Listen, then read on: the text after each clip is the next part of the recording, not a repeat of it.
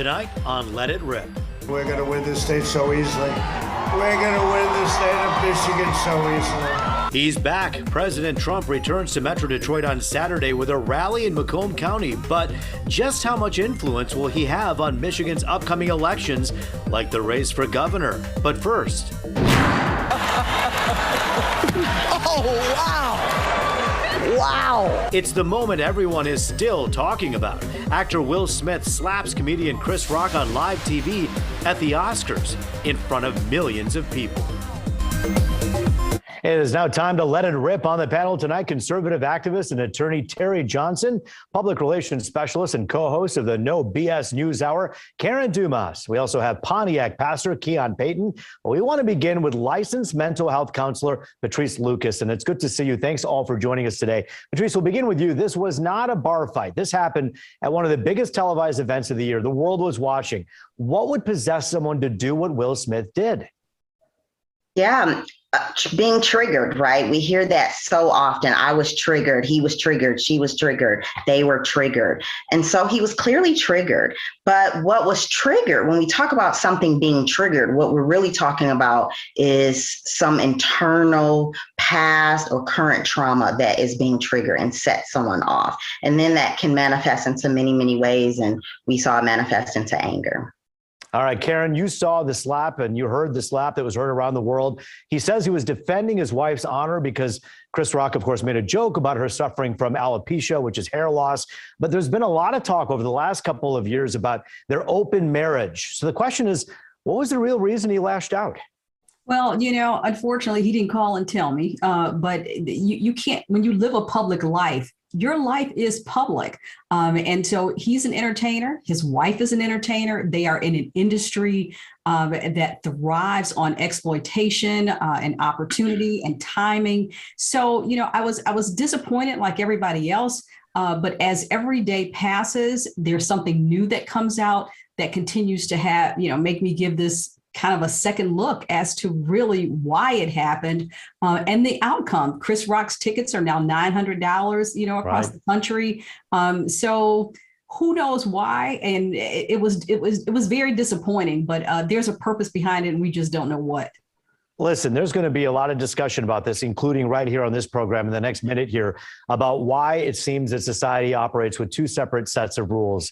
On one hand, if I went up to somebody at a fast food restaurant and hit them across the face because I didn't like the way they looked at my wife or talked to me, there would be some price to pay. I'd be in trouble. So, Terry, the question is, why is it that Will Smith isn't in trouble with the law?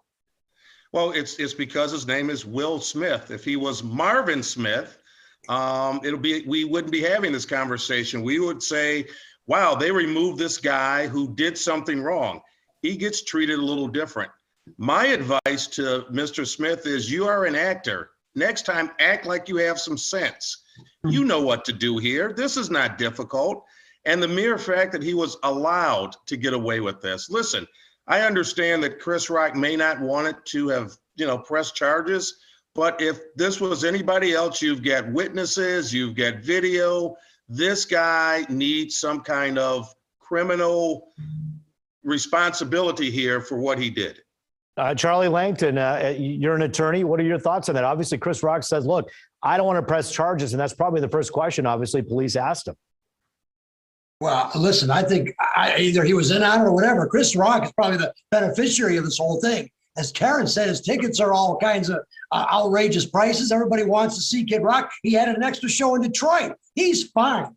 But I tell you, Will Smith, he's got some problems. And I'll tell you what, we really, in this world, there is no justification for hitting someone. Zero. You can argue self-defense, which it wasn't here. Or you could argue an accident, which it clearly wasn't. Accident, self-defense. Does that apply? No. You don't need a witness. The prosecutor could have brought charges.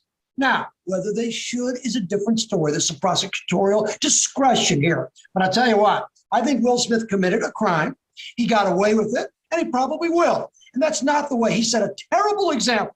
And the irony of this whole thing, didn't he win an Oscar for someone who was passive, who got hit in the movie and walked away?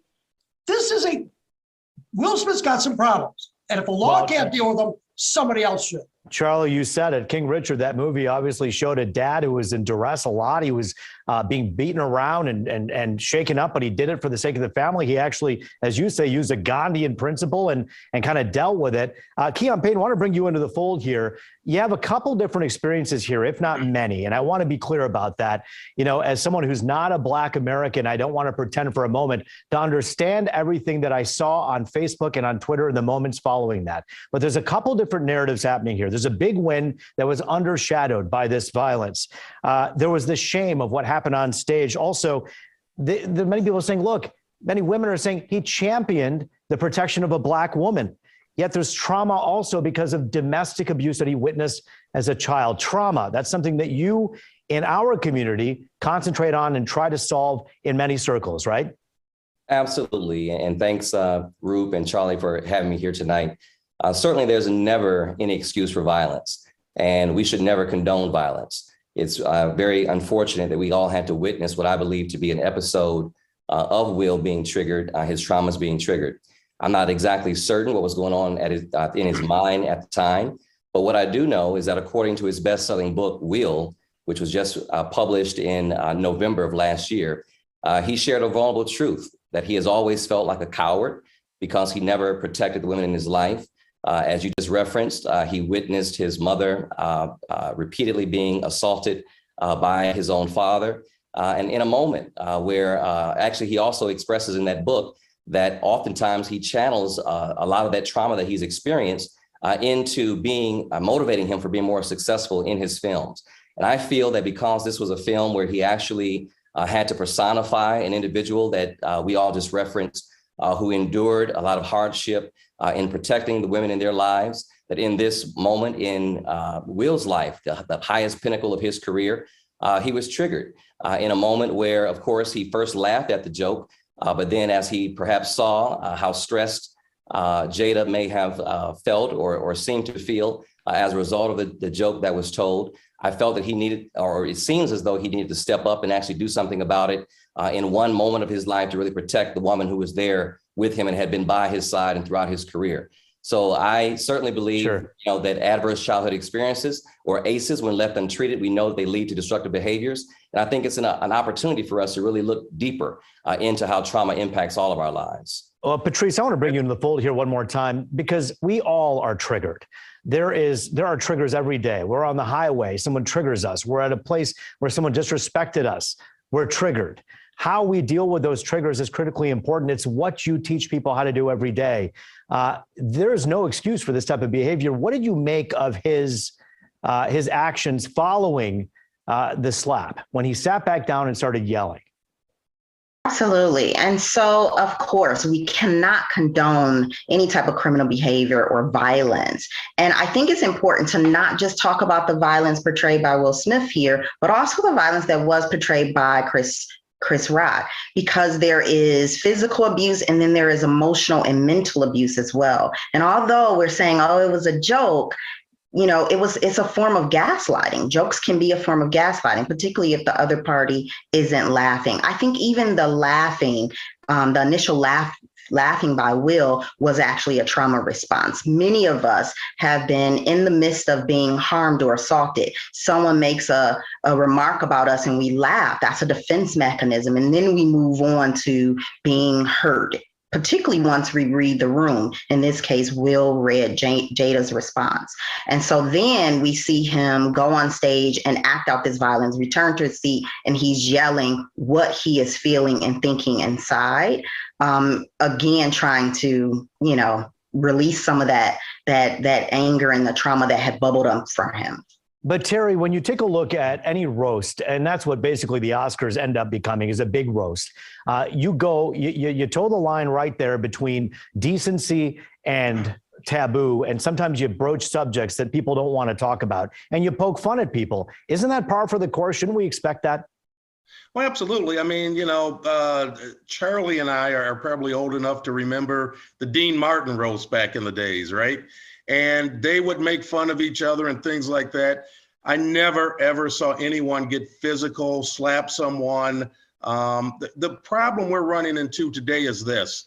we are always looking for excuses and justifications why someone did something. Oh my God, Will was traumatized as a kid. Guess what? He's a grown man now. If he knew that and it was in his book, he should get some therapy for it, right? That's the problem we run into today. We are all trying to justify what someone else did. He needs to be held responsible for his actions as if his name was Marvin Smith. Charlie Langton, I want to give you, we have 30 seconds left here. Two-tier justice system, one for the stars, one for everybody else. Yes? No, I don't think so, because if a complaining witness doesn't want to prosecute, it makes it very difficult for the prosecutor to bring forth a case. In reality, we do have domestic violence. Oftentimes, and I'm hypothetical now, but a wife gets abused by a husband, calls the police. When the police come, wife says, oh no, I don't want to press charges. And it happens so often. What I don't like about this case, though, is not only the slap, that's an assault and battery, but afterwards, the language that Will Smith thought that he could use all the profanity on basically live television. There's something going, I don't know if he was drunk. I don't know what was going on with him, but that's not a normal behavior, and he should take it upon himself. And he had the opportunity to correct it when he received the Oscar. He received the Oscar, and he could have said, I apologize, everybody, including Chris Rock. He didn't do that. Well, something's not right up there. Many people want to ask the question, why would you ever let somebody who acted the way you just described go back up and accept an award? Obviously, this discussion will continue for weeks to come. Of course, we've yet to hear from the Academy about what sanctions, what punishment they may actually give Will Smith. We're going to check in on that throughout the weeks here. But when we come back, guess who's coming back to town? Former President Donald Trump. Who will he endorse for governor eventually? And what about the governor's race? It's a crowded field. We'll tackle that next on Let It Rip. We're back here on Let It Rip with Terry Johnson and Karen Dumas. We'd like to welcome to the fold Executive Director of the Michigan Freedom Fund, Tori Sachs, and Democratic strategist Greg Bowens. Good to see you all. All right, let's get right to it. President Trump making a return to Michigan on Saturday with a rally in Washington Township. It's actually his first time back in the state since before the 2020 election. He'll be backing his endorsed candidates for offices like Attorney General and Secretary of State. And so the question is, so many people have gone to Florida, to Mar-a-Lago to kiss the ring, so to speak. And now he's making his trip over here to Michigan. Tori, how much sway does he actually still have? Look, President Trump was a great president. You know, there's a lot of people out there who would go for some mean tweets right now instead of the cost of gas and what's happening in the world. But look, don't forget, Gretchen Whitmer has gone to Florida many more times than President Trump's been back to Michigan. We're on the 1 year, the anniversary of her rules for thee, but not for me trip to Florida. But look, I think we're going to see a lot of people campaigning in Michigan this year. And that's because the path to take back Congress goes through Michigan. We have 4 really competitive congressional seats. We have one of the most competitive governor seats in the country. So I anticipate President Trump and everyone else on both sides are going to be coming to Michigan to campaign this year. Why hasn't Trump endorsed a Republican candidate for governor just yet, Tori? What do you think? What's going on behind the scenes? That's a great question. And I think a lot of it is he's looking to see who's going to make the ballot, right? And I think a lot of Republicans are. We are only a couple weeks away from having to turn in 15,000 signatures to get on the ballot. Michigan is one of the hardest states to make the ballot statewide. So I think, President Trump and all Republicans are really looking forward to who's going to emerge as the strongest candidate, who's going to raise money, who's going to have that policy to reduce inflation, get our economy going again, and get our kids caught up in school. Greg Bowens, we have at last count, 12 Republicans running in the gubernatorial primary. How many end up making the ballot, you think? That's interesting. I would guess at least 10, maybe 9 would make it. Many times people get tripped up when they're going to collect the signatures and they don't get all the signatures that they need, or the signatures are invalidated. And many times it takes a team to be able to do that. Now, some people could just pay for folks to run around and collect signatures flat out. Most people have to try and get volunteers to do it. And so it'll be interesting to see who on that side of the aisle was able to put together a team of people to actually go out and get signatures. Governor Whitmer has already turned in her ballot signatures. And so, I haven't seen that really come from the right yet, but we'll see. Well, let's talk about the candidates, some of them. Charlie Langton, bring you into the fold here. Tudor Dixon, Chief James Craig, Perry Johnson. You listen to these names. Perry Johnson's, much like Trump, a business guy turning into a politician. You have Chief Craig, law and order. Then you have Tudor Dixon, who basically is saying, look, I'm a conservative media personality. She's called Whitmer's policies tyrannical. Out of these three, who does Trump most identify with, you think, at the end? Well, I think the premise of the question is whether or not Trump has the influence in Michigan. I think by having President Trump here, listen, I expect a big rally in Macomb County when he's here on Saturday night. I think he's going to rally up the troops. But what I also think, though, and I'm not a Republican strategist, but my thought here is he's going to divide the party. So it doesn't really matter. I think the real test will become in the convention coming up in a couple of weeks, because candidates for Attorney General and Secretary of State have to get the rank and file to vote for them. Let's see how strong President Trump really has an influence in Michigan when he can get his candidate on the ballot. If it doesn't work, then President Trump is diminished. But either way, I think the Republican Party is divided. So I think here, Roop, if you want to talk about who's going to emerge from the Republican for governor, just governor now, it's going to be somebody that can self-fund his campaign or her campaign. And Perry Johnson, you got to look at that one very closely. I don't know how much money James Craig, Tudor Dixon, have those people have, but I think you have to do it. I think the real race is really going to be on the, Tori said, his congressional side. I think the congressional races are very good. And then locally, I think the state house and Senate, those are all new districts. And I think Republicans can really make inroads there. But as far as governor goes, I'm looking at the convention. How much influence does President Trump have? We'll see. This is as much a test of President Trump's influence coming out into this fray than as it is the candidates he'll be endorsing. What'd you say, Terry? Well, here's the thing, and you really got to think of it. Charlie said the Republican Party is divided. I don't think so. I think there's just a lot of candidates who want to take the gubernatorial spot, the AG spot, et cetera. And that's what happens when you're not in the incumbent seat. President Trump is still popular. If he wasn't popular, again, people wouldn't be going to Florida, as you mentioned earlier, Roop, to kiss the ring of the man who can endorse them. And if you really go back and look at the people that he's endorsed, I want to say 95+% of those races, Trump has had a positive effect on the people that he has endorsed. So Tudor Dixon holds a fundraiser in Mar-a-Lago, and guess who shows up? Former President Trump. Tori, you read into that, yes? Yeah, I think several candidates have been down there. President Trump absolutely hosted an event for Tudor Dixon. She's a really impressive candidate. She has a great message on education. I think that's really resonating. But we have a lot of great candidates running. And I think right now what Republicans are focused on is getting their message out and getting on the ballot. But look, there was just a poll last week. 60% of Michiganders are ready to vote for somebody else for governor. That's why you see so many people running, because we're going to get the economy back working. We're going to focus on the education of our kids. Republicans up and down the ballot are focusing on that. And that's why we have so many people running. Greg Bowens, when you take a look at Governor Whitmer, of course, holding a fundraiser even tonight as we speak. As that takes place, her war chest is deep. When you take a look at these other candidates, who can take her on? That's a good question. It'll be interesting to see. Look, I paid $3.99 for gas today. So where at? I want to go there. Just it's cheap. Just going down to Livernois and 6 Mile. You can go from the Lodge Freeway down Livernois all the way up to 8 Mile. $3.99, my brother. Terry, where are you buying your gas at? Hey, I got some other places for you too. But in either case, I think that given the pandemic that we had, many of the challenges that we had, certainly the situation in Ukraine and the angst that we're all feeling around that, she has shown incredible leadership during some very difficult times.